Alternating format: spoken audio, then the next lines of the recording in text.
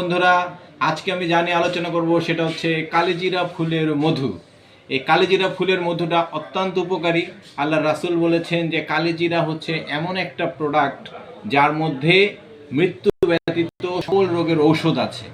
এবং কালিজিরা যখন চাষ হয়, যেই যেই ফসল ফলানো হয় যেখানে কালিজিরা ফুল, সেখানে এই মধুর বক্স বসানো হয় এবং সেই বক্স থেকে আমরা এই মধুটা সংগ্রহ করি।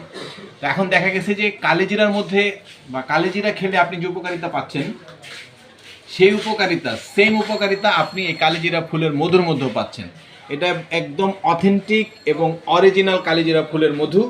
হ্যাঁ, তো মধু অনেকে কালিজিরা খেতে অপছন্দ করেন, খেতে একটু ভালো লাগে না। হ্যাঁ, যার তাদের জন্য হচ্ছে কালিজিরা ফুলের মধু। কালিজিরা ফুলের মধুটা যদি আপনি খান তাহলে এটা অবশ্যই মিষ্টি লাগবে না, এটা লাগবে আপনি।